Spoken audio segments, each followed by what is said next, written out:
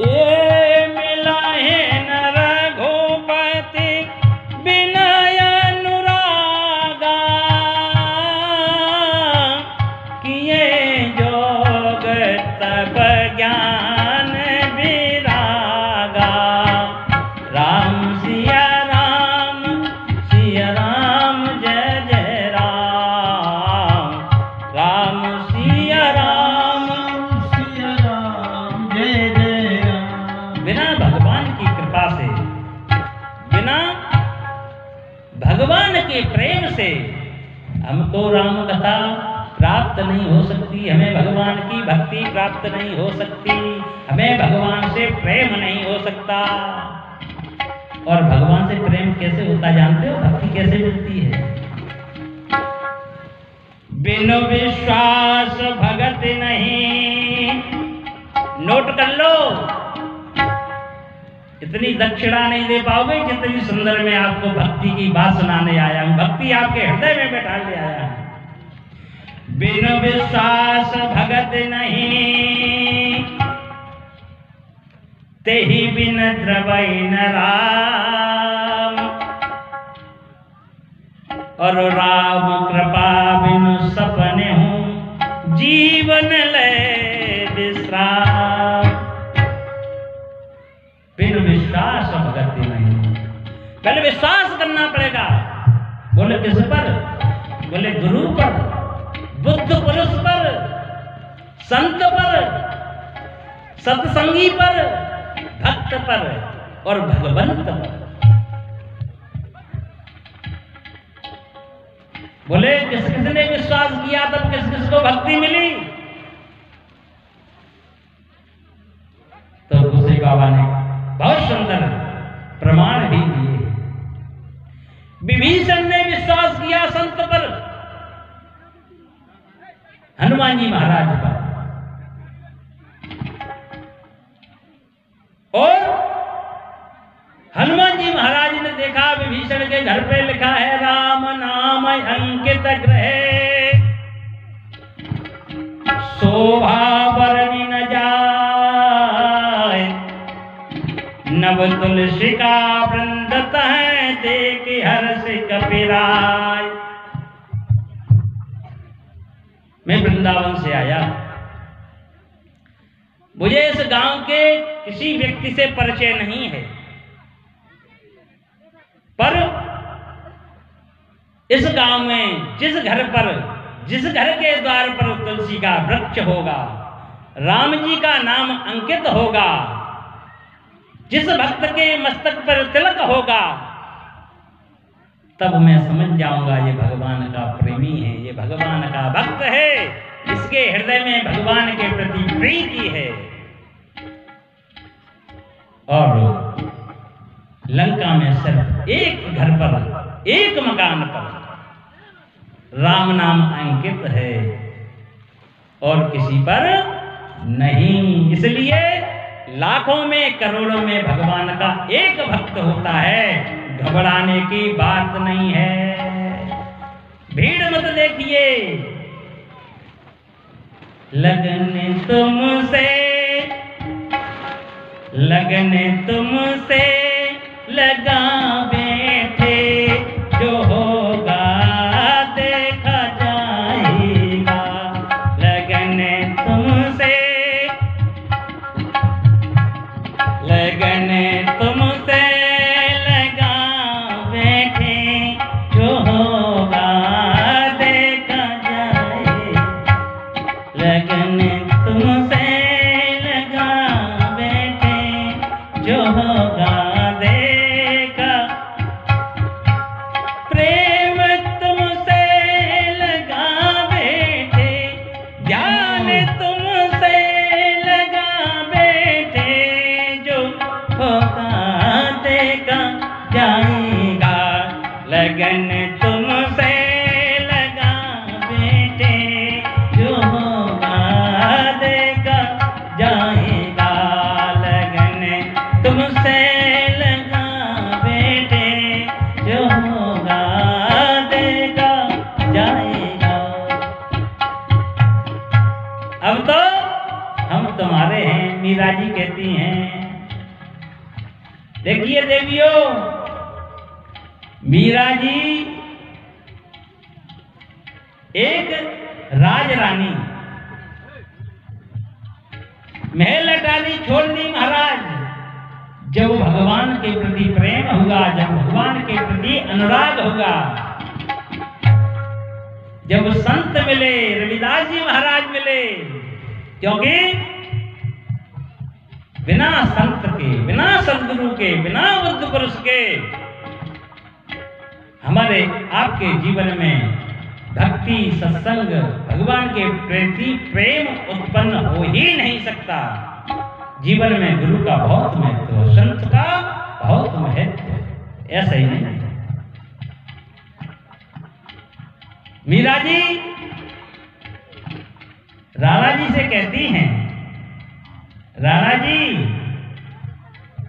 लगन लगन हरि से लगा बैठे, जो होगा देख जाएगा। लगन हरि से लगा बैठे, जो होगा देखा जाएगा। जो होगा देखा जाएगा, जो होगा देखा जाएगा। लगन हर से लगा बैठे, जो होगा देखा जाएगा। इधर प्रहलाद जी महाराज कह रहे अपने पिता से, हिरण्यकश्यपु से कह रहे हैं, जब तलवार लेकर के खड़ा हो गया हिरण्यकश्यप, अच्छा तू मुझे चुनौती देता है? इस दैत्य वंश में चंदन जैसे बगीचे में तू कांटे का, तू बबूल का वृक्ष कहां से हो गया? मैं तुझे अभी इसी क्षण मृत्यु दंड दूंगा। तब प्रहलाद जी क्या कहते हैं? अरे लगन हरि से लगा बैठे, जो होगा देखा जाएगा। लगन हरि से लगा बैठे, जो होगा देखा, हाँ जो होगा देखा जाएगा, जो होगा देखा जाएगा। लगन प्रभु से लगा बैठे, जो होगा देखा जाएगा। और महाराज इधर ध्रुव जी महाराज तपस्या करने के लिए जा रहे हैं।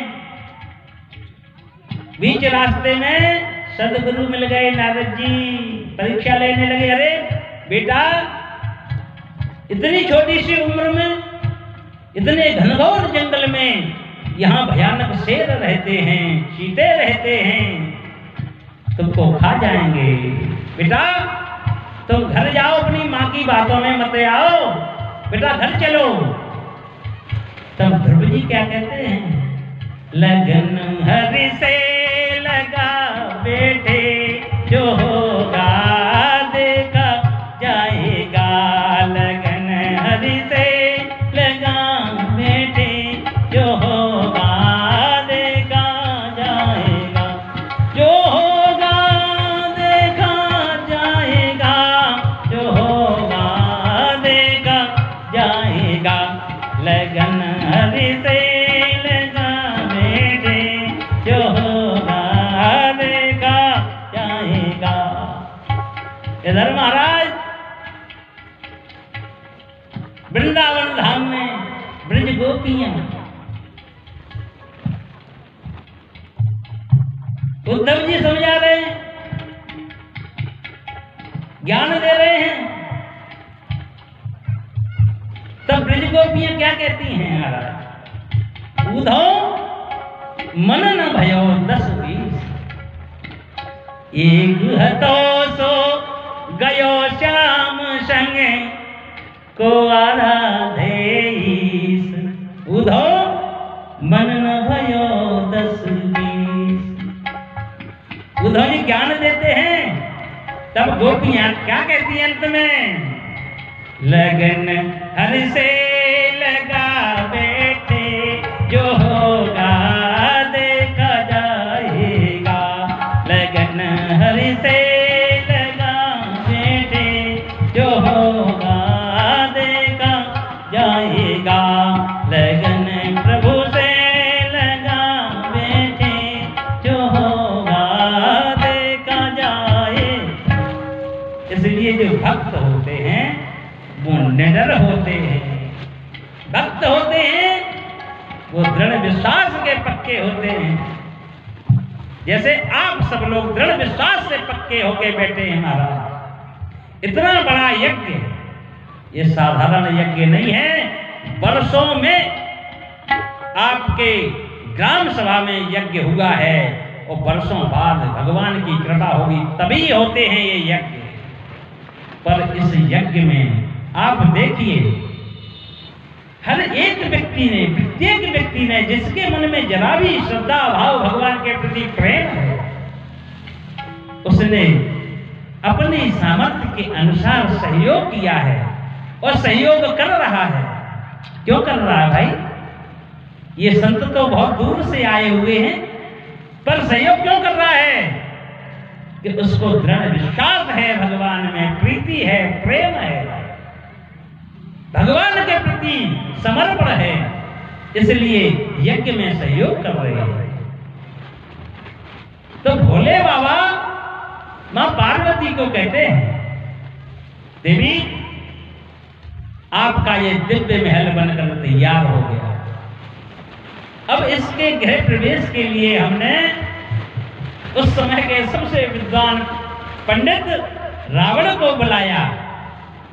सो देवी गृह प्रवेश का मुहूर्त करने के लिए, गृह प्रवेश कराने के लिए हमारे शिष्य ही हैं रावण, तो आ रहे हैं। अब देखिए, विद्वान हो, वही हमने कहा ना, विद्वान होना एक अलग विषय है, भक्त होना अलग विषय है। रावण विद्वान तो है लेकिन भक्त नहीं है। अब बताओ, आप हमको ले जाओगे पंडित जी, हमारा गृह प्रवेश करा दो, और हम आपके घर को देखकर ही ये मन में विचार करने लगे कि ये घर मेरा हो जाए, तब समझ लो जिसकी ऐसी मानसिकता है, जो दूसरे के धन को, दूसरे की संपत्ति को देख करके लालायित होते हैं, जिनमें लालच आ जाता है, वो ही रावण है। उनकी मानसिकता में रावण है। विधि विधान से पूजा पाठ कराया, और जब मां भगवानी अम्बे मैया ने, पार्वती मैया ने कहा कि पंडित जी महाराज आप अपनी दक्षिणा मांग लो, उस समय यजमान लोग ब्राह्मणों से मोह मांगी दक्षिणा देते, ब्राह्मणों को मोह मांगी दक्षिणा देते थे। उस समय की बात अलग थी ना, उस समय ब्राह्मण भी ईमानदार थे और यजमान भी ईमानदार थे। आज महाराज ब्राह्मण लोग अगर बिना कुछ बोले चले गए पूजा पाठ कराने, तो यजमान ही लोग फिर पता नहीं भगवान क्या देंगे क्या नहीं देंगे, तो पूजा पाठ में यही लगा रहता है कि क्या दक्षिणा मिलेगी, क्या दक्षिणा मिलेगी। और यजमान लोग समझते हैं पंडित जी पता नहीं कितना मांगेंगे, पता नहीं हम दे पाएंगे कि नहीं दे पाएंगे। तो पूजा का जो भाव है, भक्ति का जो भाव है, वो समर्पण भाव हो ही नहीं पाता। इसलिए जब कभी भी आप किसी भी ब्राह्मण से, किसी भी ब्राह्मण से पूजा कराएं, हाथ जोड़ करके पहले ही जो भी सामर्थ्य है निवेदन कर दें, महाराज ये सामर्थ्य है हमारे, उससे आपका भी भाव पवित्र रहेगा और ब्राह्मण देवता भी प्रसन्न रहेंगे, तो आप पे अपराध नहीं पड़ेगा। देखिए एक विधान है, यदि आपके यहाँ कोई आचार्य आया है और उसको आपने प्रसन्न करके नहीं भेजा, पत्रम पुष्पम फलम कुछ भी दे करके उसको प्रसन्न करिएगा। अगर अप्रसन्न चला गया तो अपराध होगा, इसलिए उसको प्रसन्न करके भेजिए। रावण को कहा तो रावण ने कहा मैया कहें मांगे, बोले मांग लो। तो रावण ने संकल्प कराया, त्रिभुजा बरवाए आ गई, मैया पलट न जाए, और बोला हमें मैया ये लंका हमें ही दे दो, आप क्या करोगी ये लंका हम ही दे दो। मैया ने चलो ले जाओ भाई, मेरे भाग्य में ही नहीं है। तब भोले बाबा से कहा, मैया कह रही है, जगत जननी मां भवानी मैया कह रही है, धन्य धन्य भोलानाथ, धन्य धन्य भोलानाथ, तिहारे कौड़ी नहीं खजाने में, तीन लोक बस्ती में बसाए नए, आप बसे वीराने में। धन्य धन्य भोलानाथ, तुम्हारे कौड़ी नहीं खजाने में, तीन लोक बस्ती में बसाए नए, आप बसे वीराने में।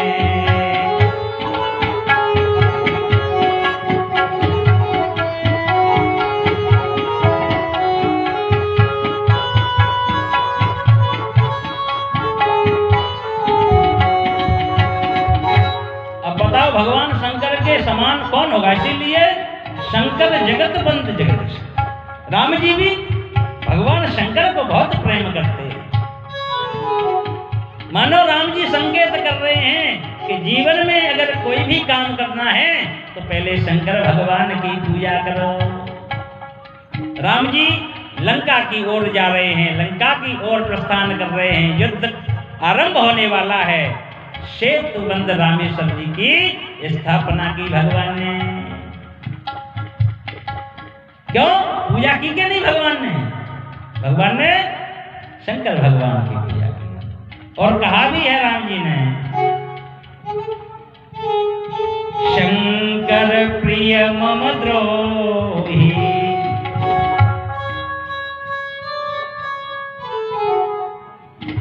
चाहे मेरा कितना भी प्रिय हो, पर यदि शंकर भगवान का द्रोही है तो वो मुझे स्वीकार नहीं है। और शिव जी भी कह रहे हैं कि अगर मेरा कितना भी बड़ा भक्त है, यदि उसके हृदय में राम जी नहीं है, राम के प्रति प्रेम नहीं है, तो उसकी पूजा हमें स्वीकार नहीं है। कई कह नहीं रहे हैं, बाबा तो प्रमाण दे रहे हैं। क्या कह रहे हैं?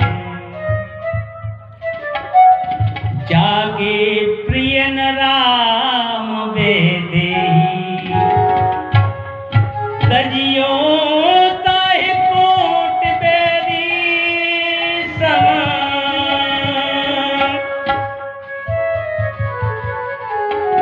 यद्यपि परम स्नेही, जाके प्रिय न राम बेदेही। भोले बाबा ने सबसे अधिक प्रमाण देके दिखाया कि राम जी की अगर सती नहीं है तो हम सती को भी अपने पास नहीं रख सकते, चाहे वो जगत जननी ही क्यों न हो। और अंगद जी क्या कह रहे रावण से? जब ते कीन राम की निंदा, क्रोधवंत अति भय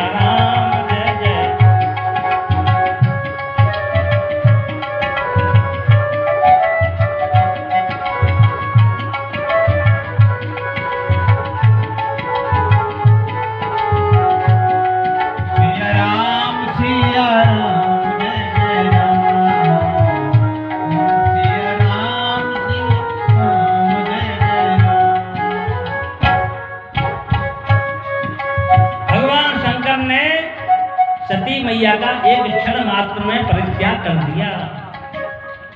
और वही सती मैया जब पार्वती जी के रूप में आई और जब राम जी के प्रति प्रेम हुआ, अनुराग हुआ, तब उन्हीं पार्वती मैया को श्री राम कथा अमृत का पान करा करके अजर अमर बना दिया भगवान शंकर ने। भगवान शंकर ऐसे बोले, कैसे? गोसाई बाबा कहते हैं, मैया कहती हैं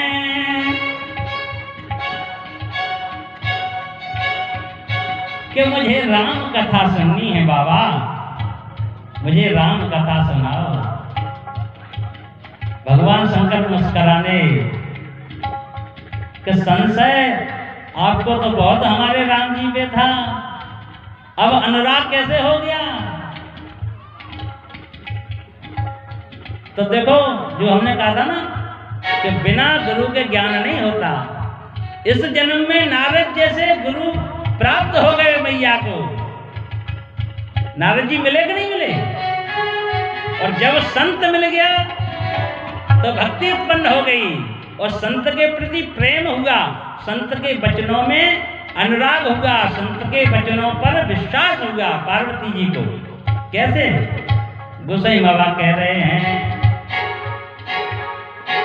जब मैना जी घबराई तब पार्वती जी ने समझाई, काहू घूस मत दो मां, कर्म लिखा जो बावर नाऊ, तो कत दोष लगाइए काहू। नारद जी को भला बुरा कह रही थी तो डांट दिया भवानी मैया ने अपनी मां मैना जी को, मां मेरे गुरु के बारे में आप एक शब्द नहीं बोलोगे। क्यों? कि मेरे गुरु ने वो ज्ञान दिया है जो पिछले जन्म में हमारी कमी थी, वो गुरु ने पूरी कर दी। तो मिलहि न रघुपति विनय अनुरागा, ये जोग तप ज्ञान विरागा। ये न रघुपति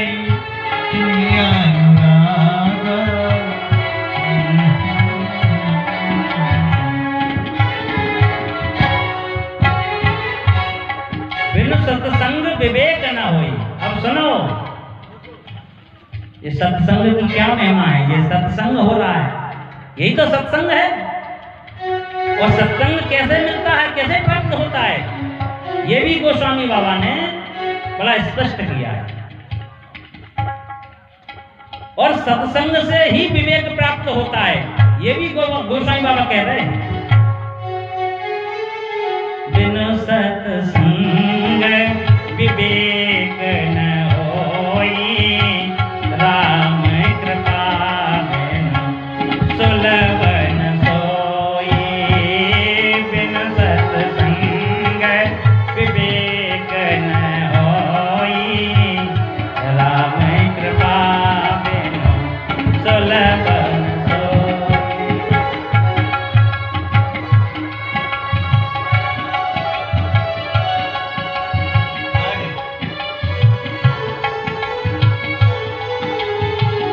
बिनु सत्संग विवेक न हो और राम कृपा बिनु सुलभ न सोई। बिना भगवान की कृपा से सत्संग प्राप्त हो ही नहीं सकता। और जब सत्संग प्राप्त हो जाता है तो जानते हो क्या होता है? जब सत्संग प्राप्त हो जाता है तो भगवान के चरणों में प्रीति उत्पन्न होने लगती है, भगवान के प्रति प्रेम उत्पन्न होने लगता है, संत के प्रति प्रेम उत्पन्न होने लगता है, ब्राह्मण के प्रति प्रेम उत्पन्न होने लगता है, गौ माता के प्रति प्रेम उत्पन्न होता है, भारत माता के प्रति प्रेम उत्पन्न होता है जब सत्संग होता है। बिनु सत्संग विवेक न होई, राम कृपा बिनु सुलभ न सोई। इसलिए सत्संग की जीवन में बहुत आवश्यक है। और मैं बार बार कहूंगा, पुनः कहूंगा, कल भी हमने आप लोगों से निवेदन किया, आज पुनः निवेदन कर रहा हूं। आप लोग, मेरा ये सबसे बड़ा स्वागत होगा कि आप लोग अपने अपने घरों में श्री रामचरितमानस लाके रख लीजिए और उसको प्रतिदिन चाहे एक दोहा ही पाठ करो, आप करिए और हो सके तो अपने बालकों से भी कराइए। क्यों कि संस्कृति रहेगी तो सनातन रहेगा, और जब सनातन रहेगा तो हमारा धर्म ध्वजा फहराएगी, यज्ञ होगी, भागवत होगी, राम कथा होगी और भारत विश्व गुरु बनेगा। और जब हमारी संस्कृति ही लुप्त हो जाएगी, जब हमारे बच्चे हमारे वेद पुराणों के नाम तक नहीं जानेंगे, हमारे देवी देवताओं के नाम तक न जानेंगे, तब क्या होगा? आज पुनः बहुत अच्छा समय आया है सनातन के लिए। मैं तो कहूंगा इस समय की सत्ता योगी जी महाराज बहुत अच्छा कार्य कर रहे हैं। देश और प्रदेश में सनातन धर्म की ध्वजा लहरा रही है। योगी बाबा बैठे हुए हैं और महाराज जो उत्तर प्रदेश आतंक का पर्याय था, वो उत्तर प्रदेश बनने जा रहा है महाराज। एक संत की वजह से, एक योगी जी की वजह से, एक मोदी जी की वजह से।